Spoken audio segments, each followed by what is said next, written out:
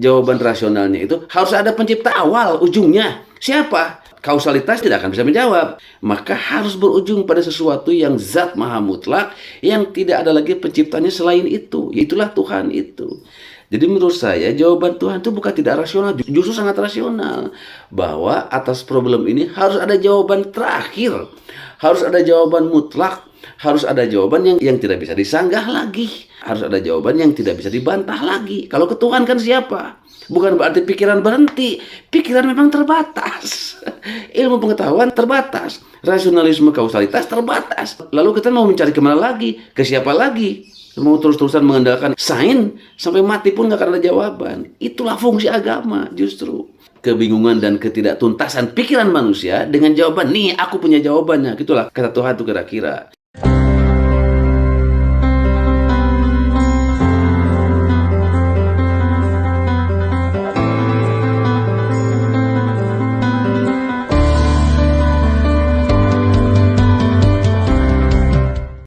Assalamualaikum warahmatullahi wabarakatuh.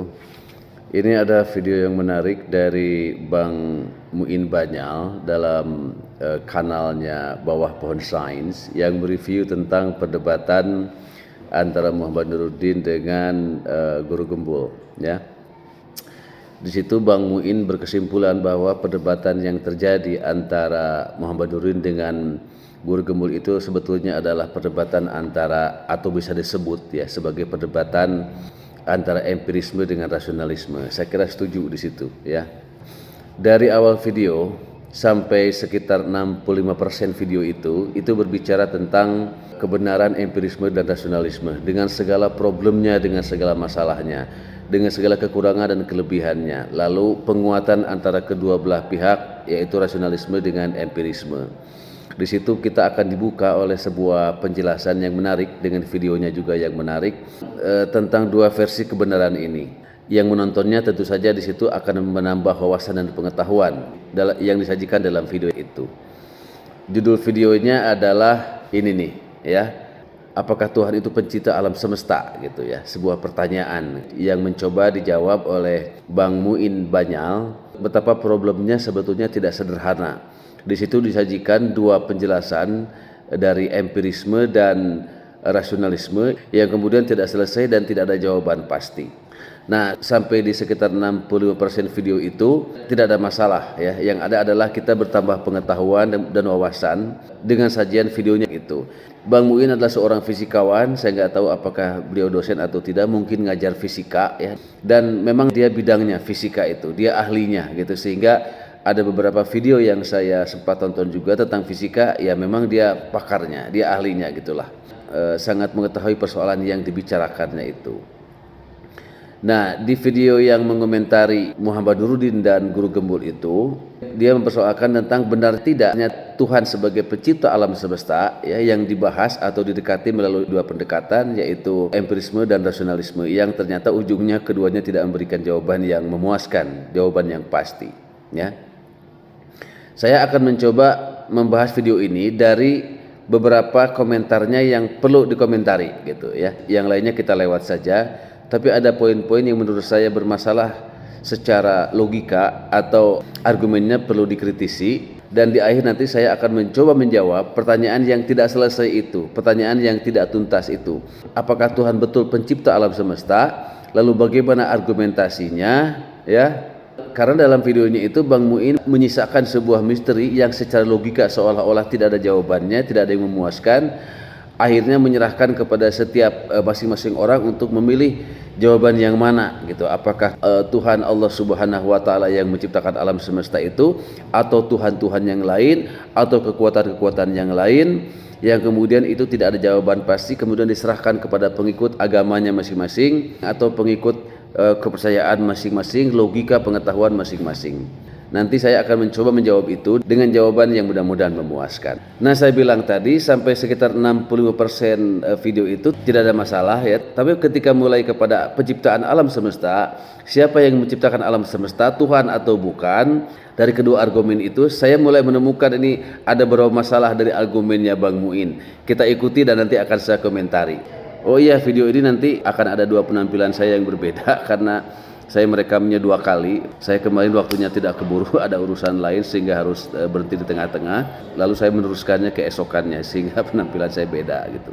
Ketika kita mendapati jalanan dan pepohonan di sekitar rumah kita basah di pagi hari, atau let's say kita menemukan buah mengkudu tergeletak di jalan, maka wajar dan sah-sah saja ketika kita melakukan induksi atau abduksi dan mengambil kesimpulan bahwa kemungkinan besar hujan turun semalam atau buah mengkudu ini pasti berasal dari pohon mengkudu. Ini adalah kesimpulan yang masuk akal. Artinya meskipun kita tidak secara langsung melihat dan mendengar hujan turun semalam dan tidak pula melihat buah mengkudu ini jatuh dari pohon, kesimpulan itu bisa kita ambil karena pengalaman-pengalaman empiris kita sebelumnya menunjukkan hujan menyebabkan jalanan dan pepohonan basah, serta buah mengkudu selalu tumbuh dari pohon mengkudu. Jadi induksi yang kuat secara rasional adalah induksi yang didasarkan pada data masa lalu yang signifikan dan koheren. Masalahnya adalah menggunakan analogi yang sama untuk menyimpulkan bahwa alam semesta diciptakan oleh Tuhan tidak kuat secara rasional. Karena biar bagaimanapun kita tidak punya pengalaman melihat alam semesta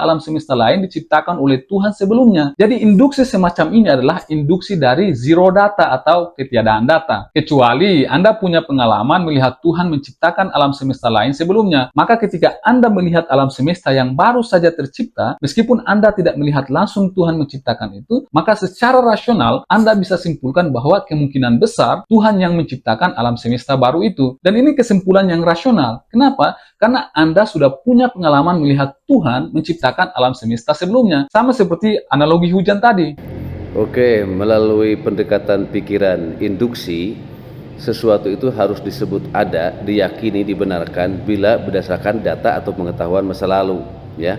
Kalau dalam hal-hal soal empirisme, seperti contohnya penyebab basah tadi, yaitu hujan dan buah mengkudu, itu bisa secara logis digunakan pola pikir atau pendekatan induksi. Tapi masalahnya adalah, kata dia tadi bilang, masalahnya adalah ya pendekatan induksi ini digunakan untuk menjelaskan terciptanya alam semesta, di mana kita tidak punya pengetahuan empirik melihat alam semesta diciptakan atau pernah melihat alam semesta lain diciptakan dan kita melihat dengan indera kita, sehingga adalah sebuah masalah ketika kita menyimpulkan bahwa alam semesta ini diciptakan oleh Tuhan sementara kita tidak punya pengetahuan bekal masa silam yang melihat alam semesta ini pernah diciptakan oleh Tuhan lalu kita saksikan sendiri, kan begitu. Nah, saya kira ini penjelasan rasional saya kira, tapi mari kita ikuti dulu penjelasan seterusnya. Nah, masalahnya Anda tidak pernah melihat Tuhan menciptakan alam semesta lain sebelumnya, lalu kenapa Anda begitu percaya diri mengatakan bahwa alam semesta ini diciptakan oleh Tuhan, bukan dari fenomena-fenomena fisik lainnya? Kita secara empiris atau secara induksi belum pernah punya pengalaman melihat alam semesta diciptakan. Lalu mengapa kita berani menyimpulkan terburu-buru ya atau mengatakan bahwa alam semesta ini diciptakan oleh Tuhan? Ini saya kira tantangan pikiran yang menarik ini ya, dari empirisisme, bahwa kita menyimpulkan sesuatu atau menjawab sesuatu itu harus dari pengalaman kita melihat sesuatu. Atau misalnya Tuhan pernah menciptakan sesuatu sehingga kita menjawab pertanyaan apakah itu diciptakan Tuhan, kita punya bekal pengalaman untuk menjawab karena Tuhan pernah menciptakan itu. Nah, ini problemnya ketika diterapkan pada alam semesta. Kita tidak pernah punya pengalaman melihat alam semesta diciptakan, sehingga dari mana kita berani menyimpulkan atau menjawab bahwa alam semesta ini diciptakan oleh Tuhan? Memang ini belum masuk ke agama ini ya. Ini murni otak dan pikiran manusia. Kita ikuti lagi selanjutnya. Sekarang anggaplah kita terima lompatan kesimpulan tentang Tuhan sebagai pencipta alam semesta dapat diterima secara rasional. Bagaimanapun, jika kita berpikir lebih lanjut dengan pola pemikiran rasional yang sama, jika kompleksitas, kemegahan, dan keteraturan alam semesta yang luar biasa ini menuntut pada adanya Tuhan sebagai pencipta alam semesta, lantas mengapa dalil yang sama tidak diterapkan kepada Tuhan? Jika Tuhan adalah pencipta alam semesta, maka Tuhan pasti lebih luar biasa lagi dan karenanya pasti ada yang menciptakan Tuhan. Bingung? Saya juga bingung. Maksudnya gini, sebelumnya kita menganggap bahwa alam semesta ini sangat luar biasa, dan karena alam semesta ini sangat luar biasa, maka harus ada sesuatu yang luar biasa yang menciptakan alam semesta ini. Make sense? Menurut kelompok agamawan rasionalis, itu adalah Tuhan. Nah, argumen rasional yang sama juga bisa kita terapkan pada Tuhan. Karena Tuhan itu sangat luar biasa, berarti tidak mungkin Tuhan ada dengan sendirinya. Harus ada Tuhan lain yang jauh lebih luar biasa lagi yang menciptakan Tuhan. Dalil ini tentunya bisa diterapkan sampai tak terhingga yang dikenal sebagai regresi tak terbatas atau infinite regress. Lalu kemudian muncul tanggapan rasional terhadap argumen barusan bahwa regresi tak terbatas itu tidak mungkin terjadi karena memang tidak logis. Dan saya sepakat dengan Ustaz Nuruddin soal ini bahwa kalau regresi tak terbatas itu berlaku, maka pasti tidak akan ada apa-apa karena untuk sesuatu menjadi ada, mesti ada sebab pertama atau causa prima. Argumen ini memang sepenuhnya logis, tapi apa alasan kita memilih sebab pertama itu adalah Tuhan, bukannya Big Bang? Oke, karena jawaban kausalitas atas awal mula alam semesta ini tidak ada jawabannya, ya, karena tidak berujung itu, atau tadi infinite regress atau regresi tak terbatas, dan itu tidak mungkin dan itu tidak logis, maka itu adalah bukan jawabannya karena tidak memuaskan. Lalu jawabannya adalah Tuhan.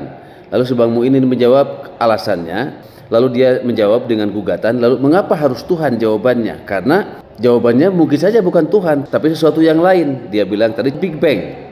Nah, atas jawaban ini saya sudah merekam kemarin tentang Big Bang ini. Kalau Tuhan disebut sebagai causa prima atau the first cause dari alam semesta, kenapa harus menyebut Tuhan? Dia bilang itu tadi terlalu buru-buru, ya, secara rasional. Karena kausalitas rasionalisme itu bisa jadi first cause itu bukan Tuhan, kan begitu? Ya, bukan Allah Subhanahu wa taala dalam kepercayaan Muslim, tapi bisa Big Bang dan sebagainya. Nah, ini menurut saya kelemahan si Bang Muin ini. Kenapa? Loh, Tuhan itu, ya, adalah keyakinan pencipta segala sesuatu, ya, the causa prima, atau pencipta awal segala sesuatu yang tidak ada lagi penyebab dan penciptanya, kan begitu. Nah, itu adalah jawaban akhir dari proses rasionalisme kausalitas yang tidak berujung itu. Dan, nah ini nih, pencipta alam semesta itu harus bukan bagian dari alam semesta, harus di luar alam semesta, harus satu entitas maha kuasa yang maha dahsyat yang di luar alam semesta dan yang menciptakan alam semesta itu. Lalu kalau Big Bang kan bagian dari alam semesta. Big Bang itu kan proses dari awal penciptaan alam semesta. Big Bang itu kita ketahui sebuah zat debu maha padat yang sangat dahsyat kemudian meledak, dan dari situlah awal mula alam semesta terjadi, menjadi miliaran triliunan planet-planet dan bintang-bintang dengan segala keteraturannya, ya, yang bermula dari teori Big Bang itu. Nah, Big Bang ini adalah bagian dari alam semesta, bagian dari proses penciptaan alam. Jadi nggak bisa first cause itu kepada Big Bang. Jadi kenapa? Tadi Anda katakan sendiri, kalau Big Bang itu akan memberikan sumbangan pikiran untuk bisa dipikirkan, diteliti lagi, dan dicarikan lagi jawabannya, kan gitu.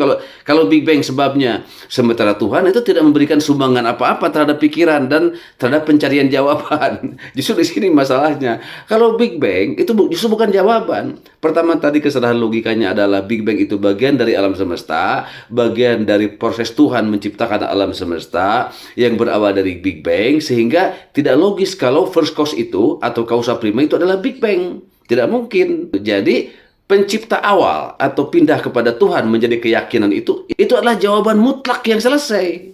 Jadi jawaban agama itu adalah Tuhan atau Allah Subhanahu wa taala, itu memberikan kepastian, memberikan jawaban yang pasti alias kepastian. Kalau Big Bang tidak pasti dan akan terus diteliti oleh para ilmuwan sampai berujung entah kemana. Karena itu tadi kita pakai rasionalitas, kausalitas, kan begitu. Jadi justru, nah ini si abang ini terbaliknya ini. Justru kalau kita menyebutnya Big Bang sebagai the first cause, bukan Tuhan, justru itu bukan jawaban. Kenapa? Karena tidak memberikan jawaban. Akan terus diteliti. Siapa yang menciptakan Big Bang? Dari mana Big Bang bermula? Siapa yang menggerakkan Big Bang? Siapa yang meledakkan Big Bang? Ya, zat awal debu maha padat, maha dahsyat itu. Kan akhirnya harus ada jawaban lagi. Nah, kausalitas ini nggak bisa menjawab terus-terusan yang Anda sebut tadi. Regresitas tak terbatas itu. Memang nggak ada jawabannya kalau itu. Nah, sedangkan begini, kan yang kita cari adalah jawaban. Betul nggak? Nah, kalau jawabannya terus kepada otak, sains, empirisme, rasionalisme, nggak akan pernah selesai. Itulah yang dikatakan oleh Muhammad Nuruddin. Dan Anda juga sepakat bahwa kausalitas itu tidak ada ujungnya, dan tidak ada ujungnya artinya tidak rasional. Artinya tidak mungkin bukan jawaban karena tidak rasional. Jawaban rasionalnya itu harus ada pencipta awal, ujungnya. Siapa? rasionalisme, kausalitas tidak akan menjawab. Maka harus berujung pada sesuatu yang zat maha mutlak, yang tidak ada lagi penciptanya selain itu. Itulah Tuhan itu. Jadi menurut saya jawaban Tuhan itu bukan tidak rasional, justru sangat rasional. Bahwa atas problem ini harus ada jawaban terakhir. Harus ada jawaban mutlak. Harus ada jawaban yang tidak bisa disanggah lagi. Harus ada jawaban yang tidak bisa dibantah lagi. Kalau ke Tuhan kan siapa? Bukan berarti pikiran berhenti. Pikiran memang terbatas. Ilmu pengetahuan terbatas. Rasionalisme kausalitas terbatas. Lalu kita mau mencari kemana lagi? Ke siapa lagi? Mau terus-terusan mengandalkan sains sampai mati pun nggak akan ada jawaban. Itulah fungsi agama justru. Itulah jawaban agama. Agama itu menjawab kebingungan dan ketidaktuntasan pikiran manusia dengan jawaban, nih aku punya jawabannya. Gitulah kata Tuhan itu kira-kira. Sebab otak kamu tuh aku ciptakan terbatas. Otak kamu tidak akan bisa menjawab semua misteri di alam kehidupan ini. Otak kamu tidak akan bisa menjawab semua misteri di alam semesta. Di aku jawabannya sebagai penciptanya. Begitu kira-kira Allah kan menegaskannya. Maka jawabannya adalah Allah dan jawabannya ada dalam Al-Quran. Kan gitu. Bukan banyak ada dalam Al-Quran itu ayat. Huwaladzi khalaqas samawati wal ard. Dialah yang menciptakan langit dan bumi. Kan gitu. Lalu seorang muslim dianjurkan untuk sering merenungkan penciptaan alam semesta dengan segala kedahsyatannya, bergantinya siang malam. Inna fi khalqis samawati wal ard wa ikhtilafil laili wan nahari la ayati liulil albab. Kan gitu. Sesungguhnya dalam penciptaan langit dan bumi dan silih bergantinya siang dan malam, la ayati liulil albab, terdapat tanda-tanda kekuasaan Allah bagi yang berfikir, bagi ulil albab, bagi hamba Allah yang merenung, bagi hamba Allah para ilmuwan, para saintis yang melakukan riset terhadap alam semesta, yang merenung bahwa di balik kedahsyatan alam semesta ini dan bergantinya siang dan malam itu terdapat tanda-tanda kekuasaan Allah. Artinya itulah ciptaan Allah. Nah, itu jawaban dari Allah bahwa terhadap alam semesta itu pendekatan yang lebih dianjurkan itu bukan terus-terusan meriset mencari siapa penciptanya, nggak akan selesai-selesai, apalagi pakai metode rasionalisme kausalitas. Nah, ayat ini sudah menunjukkan bahwa dengan perintah merenungkan alam semesta ini, ya, dengan perintah merenungkan keagungan, kedahsyatan penciptaan alam semesta ini, la ayati liulil albab, ada tanda-tanda di situ, ada sains bagi siapa? Bagi ulil albab, mereka yang mau berpikir dan merenung. Merenung di sini adalah untuk mencari jawaban siapa pencipta alam semesta ini. Siapa lagi kalau bukan Tuhan Allah yang mengabarkannya itu. Jadi pernyataan Allah itu adalah jawaban. Yang ujung-ujungnya adalah pengakuan kepada Allah. Rabbana ma khalaqta hadza batila. Ya Tuhan, tidaklah Engkau ciptakan ini semuanya dengan sia-sia. Subhanaka, maha suci Engkau, maha agung Engkau. Wa qina adzabannar. Dan lindungilah kami dari siksa api neraka. Kan begitu. Jadi pengembaraan pemikiran seorang muslim, seorang saintis muslim, seorang ilmuwan muslim, itu harus berujung pada perenungan pengakuan adanya Tuhan, bukan terus-terusan mencari jawaban yang tidak ada ujungnya, yang tidak ada jawabannya melalui pendekatan sains, melalui pendekatan rasionalisme kausalitas. Nggak akan ada ujungnya. Disitulah justru fungsi agama itu. Menurut saya jawaban Tuhan itu bukan tidak memberikan jawaban apa-apa, justru itu jawaban akhir. justru itu jawaban pasti. Kan yang kita butuhkan itu kepastian. Yang kita butuhkan itu jawaban kepastian, bukan jawaban keraguan. Bukan jawaban yang tidak beres-beres, tidak selesai-selesai sampai mati, kemudian terus-terusan kita berada dalam keraguan. Nanti kan kira-kira di akhirat begini, kamu di dunia terus-terusan saja berada dalam keraguan. Mana ujungmu? Mana kepastianmu? Karena kamu terus-terusan hidupmu mengandalkan otakmu semata-mata. Sementara aku sudah menyatakan dalam kitabku, dzalikal kitabu la raiba fih. Itulah kitab yang tidak ada keraguan kepadanya. Kamu mengapa terus-terusan mencari keraguan? Mencari jawaban terakhir berdasarkan otakmu, berdasarkan pikiranmu yang terbatas itu. Ingat tuh, terbatas. Dalam kapasitas yang terbatas, kita mau mencari sesuatu jawaban yang tidak terbatas, itu sudah tidak logis. Jadi dalam keterbatasan itu kita harus pasrah, harus menyerahkan kepada sesuatu yang mutlak, harus berhenti itu pengembaraan tidak terbatas itu, yaitu kepada Tuhan Rabbul Alamin, pencipta alam semesta. Jadi menyebut Tuhan ke dalam sains itu tentang siapa pencipta alam semesta, itu justru jawaban ilmu pengetahuan. Itu enggak logis, rasional, tuntas, itu sudah selesai. Setelah tuntas selesai, sudah sekarang renungkan kedahsyatan ciptaannya untuk meningkatkan kesadaran dan imanmu. Bukan terus-terusan mencari jawaban yang tidak selesai. Buat apa hidup ini? Itu enggak. Nanti kita akan memuja-muja otak, jawaban tidak ditemukan, terus berada dalam keraguan. Sementara kitab suci Al-Quran, Allah sendiri adalah justru untuk ketenangan kamu, untuk kepastian kamu, gitu. Nah, ini ada satu yang lain ya. Mengapa sekarang ini mencari terus-terusan jawaban rasionalisme, kausalitas terhadap proses penciptaan alam semesta? Ini ada bibit-bibit sekularisme di dasarnya itu tanpa sadar. Itu untuk meyakinkan tanpa sadar bahwa penciptanya bukan Tuhan. Nah, itu yang bahayanya. Harusnya selesai dengan jawaban agama itu. Karena agama diturunkan memang untuk menyelesaikan kebingungan-kebingungan manusia. Untuk mentuntaskan jawaban-jawaban manusia yang tidak selesai. Begitu.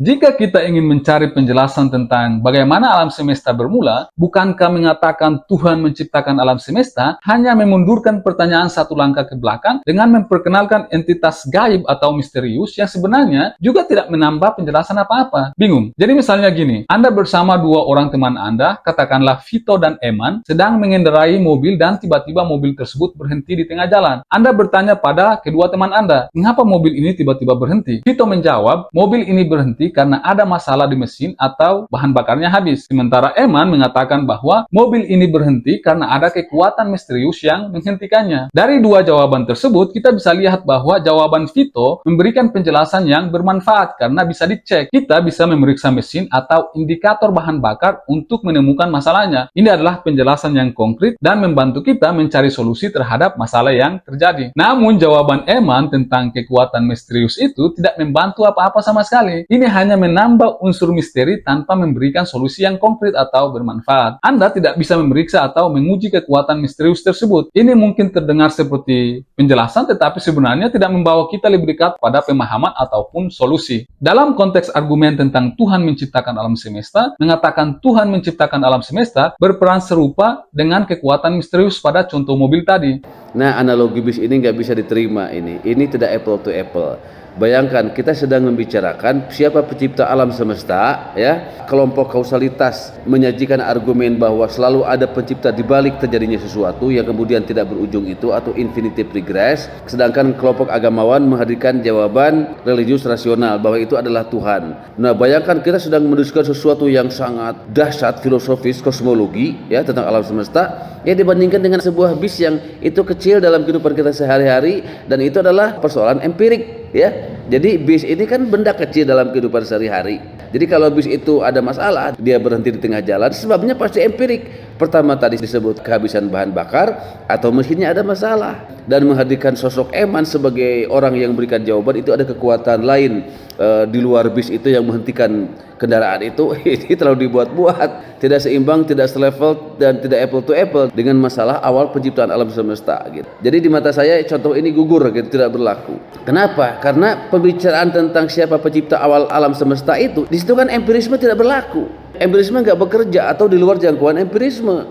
Loh, sedangkan bis itu kan dialami oleh kita, bahkan bagian kecil dari kehidupan kita sehari-hari ada bis atau kendaraan mogok itu, sehingga menghadirkan bis sebagai analogi dari penciptaan awal alam semesta ini nggak bisa diterima, nggak rasional gitu ya.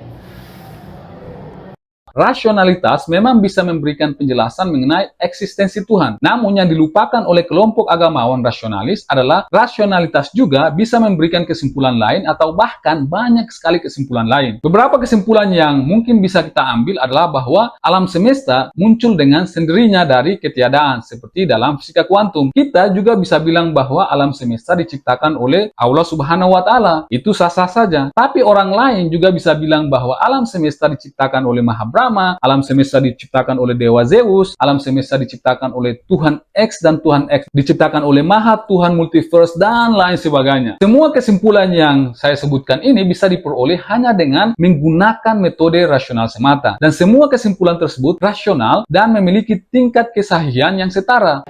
Oke, menghadirkan selain Tuhan atau siapa saja yang menciptakan alam semesta adalah rasional, memang betul. Tapi rasionalitas ini harus diuji, kan gitu. Tadi Bang Muin mencontohkan orang Islam menyebutkan Allah Subhanahu wa Ta'ala itu memang rasional. Boleh orang berargumen pencipta alam semesta ini kemungkinan adalah kekuatan lain. Dia bilang tadi contohnya adalah mungkin super Tuhan, ya. Kedua Maha Brahma, ketika dewa-dewa Zeus.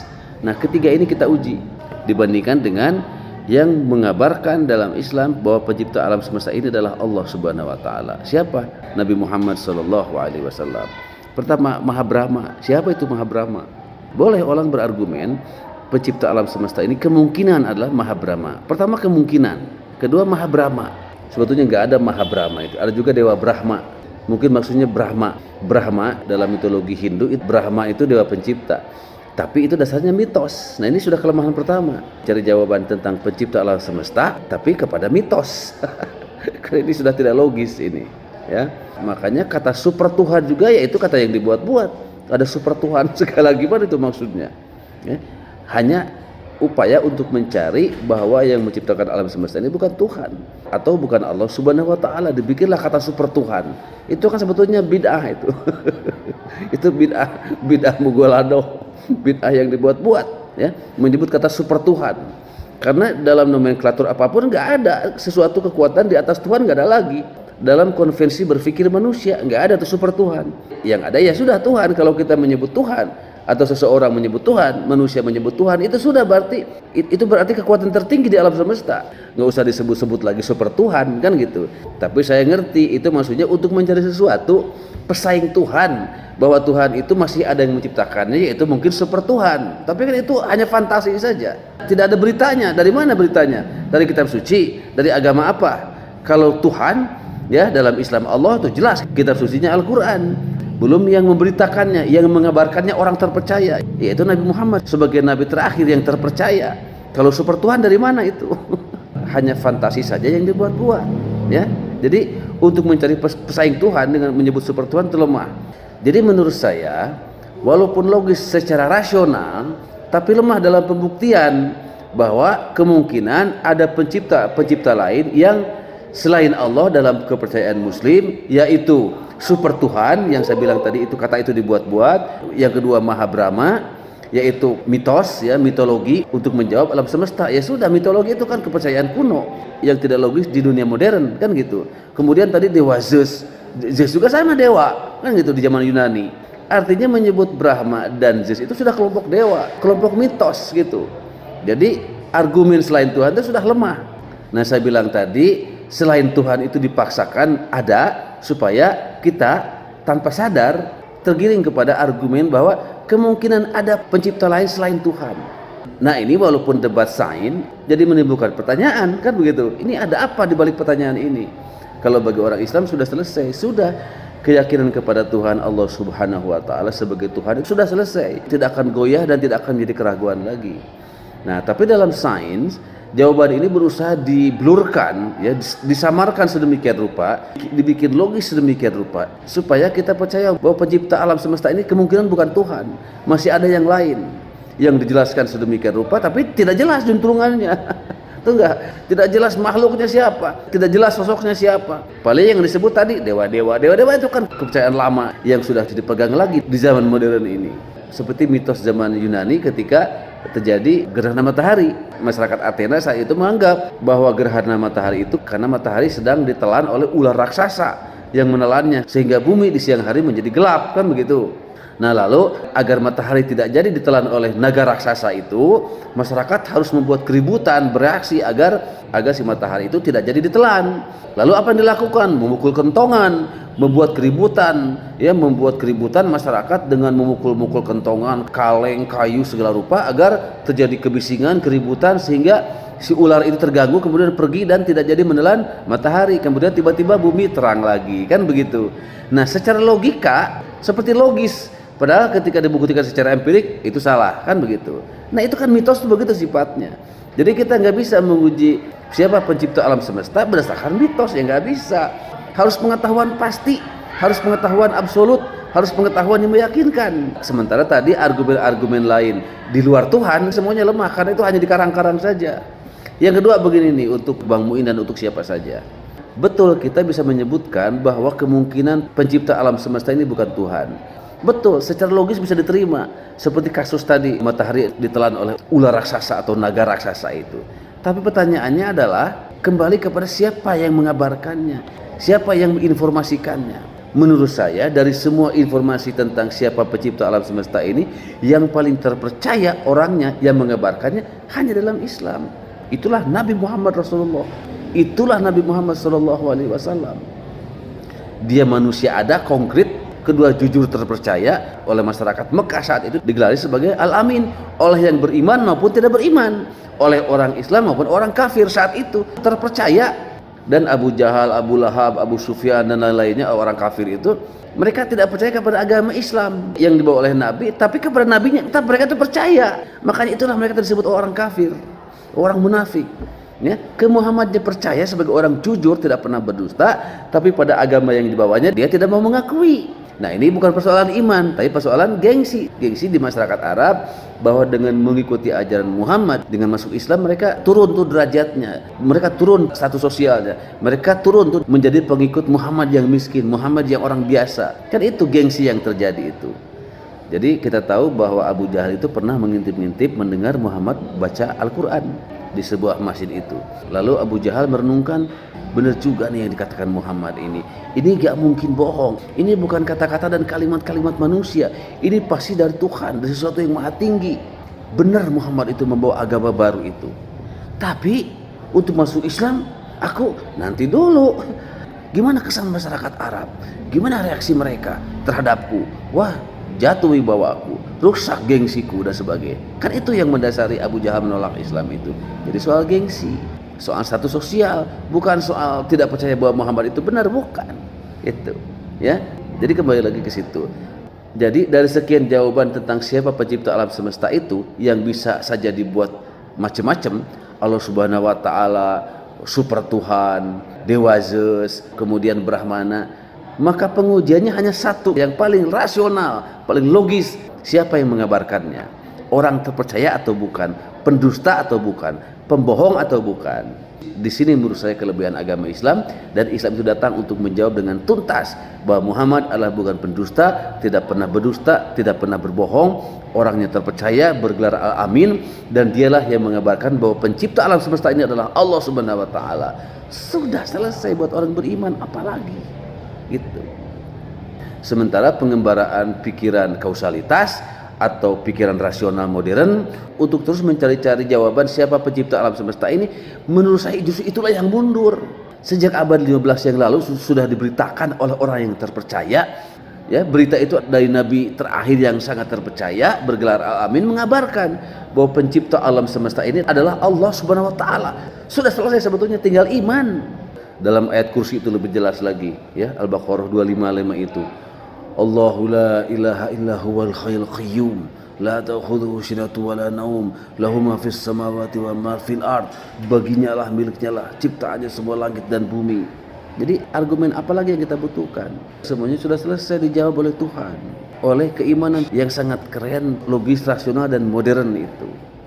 Satu-satunya cara untuk menentukan kesimpulan rasional mana yang benar adalah dengan melakukan pengamatan empiris. Dan ini tidak mungkin bisa dilakukan dan memang tidak akan pernah bisa, karena faktanya adalah bahwa Tuhan bukanlah entitas empiris. Lantas dari sedemikian banyaknya kesimpulan menggunakan metode rasional yang bisa diperoleh itu, mengapa umat Islam memilih kesimpulan berupa eksistensi Allah dan menolak eksistensi Tuhan alam, Maha Brahma, Zeus, super Tuhan, dan sebagainya? Tentu ini tidak ada alasan lain kecuali karena iman dan kepasrahan terhadap Tuhan Allah Subhanahu wa taala. Demikian pula umat agama lain memilih kesimpulan yang lain yang sesuai dengan keimanan mereka sendiri. Iya, memang betul. Akhirnya siapa pencipta alam semesta itu terserah kembali kepada keyakinan agamanya masing-masing.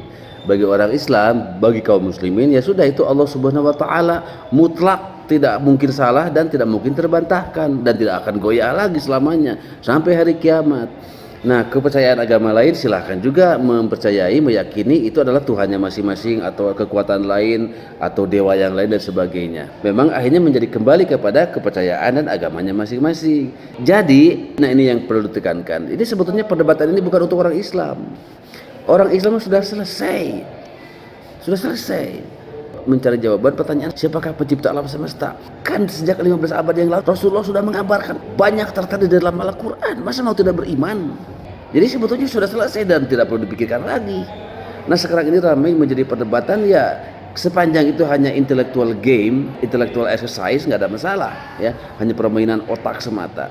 Tapi ini bagi umat Islam jangan lagi dipikirkan terus menerus, nanti bisa merusak keimanan, bahaya. Sudah mutlak Allah Subhanahu wa taala itu keimanan, dan dikabarkannya pun oleh orang yang sangat terpercaya, jujurnya teruji sepanjang hidup, namanya Muhammad Rasulullah Sallallahu Alaihi Wasallam. Buat apa diperdebatkan lagi, ditarik-tarik kepada rasionalisme, empirisme yang kayak keren ilmiah, masih terus saja mengandalkan otak dan pikiran untuk mencari sesuatu yang sangat tidak terbatas di luar jangkauan manusia. Orang modern ya menggunakannya dengan otak, dengan riset ilmiah, dengan logika, empirisme dan rasionalisme. Islam sejak 15 abad yang lalu sudah memberikan lompatan jawaban. Sudah Tuhan tuh Allah Subhanahu wa taala tuh beritanya dari orang yang sangat terpercaya. Dan itu bukan menghentikan pikiran, karena itu memang bukan untuk dicari-cari jawabannya oleh pikiran, bukan untuk diimani. Sama dengan kita imannya kepada Allah dalam ajaran-ajaran yang lain. Gitu. Jadi menurut saya sih ini sebetulnya perdebatan ini atau diskursus ini harus dihentikan di kalangan umat Islam tentang siapa pencipta alam semesta. Menurut saya yakin tidak akan sampai mengganggu keimanan. Cuma kemudian menjadi buang-buang energi gitu. Buat apa? Jadi mempertanyakan siapa pencipta alam semesta ini, kita sebetulnya mempertanyakan sesuatu yang sudah jelas jawabannya dalam ajaran Islam, yaitu Allah Subhanahu wa taala. Sama dengan kita memikirkan siapa zat Allah itu yang sebetulnya dilarang dalam Islam untuk memikirkan zat Tuhan, kan begitu. Ya, jadi di sini nih umat Islam memerlukan kecerdasan untuk memilih-milih topik yang mana bermanfaat, mana yang tidak. Sebab tugas kita sebagai Muslim di muka bumi ini, dalam hidup ini, bukan untuk mencari jawaban-jawaban dari pertanyaan kuno, bukan untuk mencari jawaban pertanyaan yang dibuat-buat, bukan.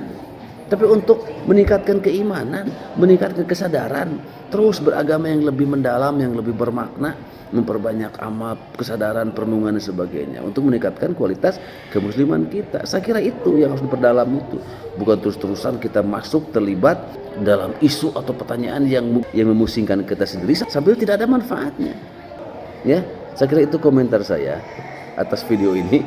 Mudah-mudahan bermanfaat, dan saya harapkan perdebatan tentang Tuhan itu ilmiah atau tidak, apakah Tuhan bisa diilmiahkan atau tidak, saya harapkan ini mudah-mudahan selesai, sudah tutup saja, close case, pindah ke yang lain yang lebih bermanfaat.